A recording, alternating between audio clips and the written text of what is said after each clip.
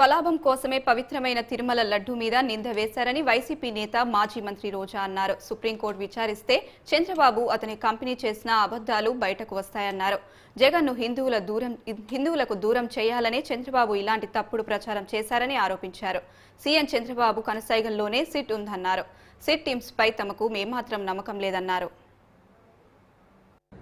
చంద్రబాబు నాయుడు తన స్వలాభం కోసం పవిత్రమైన తిరుపతి లడ్డు మీద నింద వేసి ఈ రోజు శ్రీవారి భక్తులందరి మనోభిప్రాయాల్ని దెబ్బతీశాడు. సో మళ్ళీ ఆ భక్తుల మనోభిప్రాయాల్ని పునరుద్ధరించాలని, దానికి సుప్రీంకోర్టు కలుగజేసుకుని ఇది విచారించి నిజానిజాలు తెలపాలని మొదటి నుంచి మేము కోరుకుంటూనే ఉన్నాం. ఈ రోజు సుప్రీంకోర్టు ఈ కేసుని స్వీకరించడం జరిగింది. ఈ కేసులో సుప్రీంకోర్టు కనుక కరెక్ట్ గా విచారిస్తే చంద్రబాబు నాయుడు అన్కో చేసిన అబద్దాలు ఖచ్చితంగా బయటకు వస్తాయి. ఎందుకంటే మీరే చూశారు, చంద్రబాబు నాయుడు లాంటి వాళ్ళు ఒక సీఎం స్థాయిలో ఉండి తప్పు జరిగిందా లేదా అని విచారణ చేయకుండా, ఎటువంటి సాక్ష్యాధారాలు లేకుండా కేవలం జగన్మోహన్ రెడ్డి గారిని టార్గెట్ చేయాలి, ఆయన మీద నింద వేయాలి, ఆయన్ని హిందువులకి దూరం చేయాలన్న ఒక దురుద్దేశంతోనే ఈ యొక్క కామెంట్ చేశాడు అనేది స్పష్టం కాబోతుంది. ఎందుకంటే ఈ రోజు సుప్రీంకోర్టు ఈ కేసు తీసుకునేంత వరకు, ఆ డేట్ అనౌన్స్ చేసేంత వరకు సిట్ వేయనే లేదు.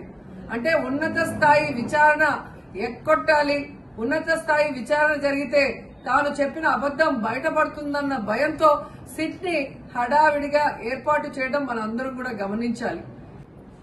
మొదటి నుంచి మాకు సిట్ మీద ఎందుకు నమ్మకం లేదు అంటే, తన పరిధిలో ఉన్న సిట్ ని చంద్రబాబు నాయుడు వేస్తే ఆల్రెడీ తను ఒక జడ్జిమెంట్ ఇచ్చేశాడు కాబట్టి దానికి లోబడే అధికారులు అబద్దాలు మాట్లాడతారు, నిజాలు చెప్పరు.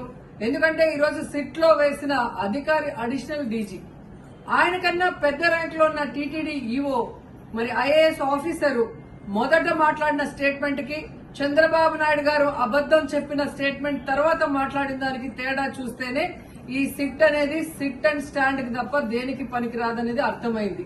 అందుకే మేము మొదటి నుంచి అడిగాము, సుప్రీంకోర్టులో విచారణ జరగాలి, సిబిఐకి డైరెక్షన్ ఇచ్చి విచారిస్తే ఖచ్చితంగా మత కల్లోలాలు సృష్టించాలనుకున్న చంద్రబాబు నాయుడు అన్కో అందరికీ కూడా బుద్ధి చెప్పే అవకాశం దొరుకుతుందని. సో ఈ రోజు విచారణ స్టార్ట్ అయింది. దీన్ని సిబిఐకి అప్పచెప్పి సిట్టింగ్ జడ్జి పర్యవేక్షణలో విచారణ జరిగితే ఖచ్చితంగా హిందువుల మనోభిప్రాయాల్ని గౌరవించిన వాళ్ళం అవుతాం, పునరుద్ధరించిన వాళ్ళం అవుతాం.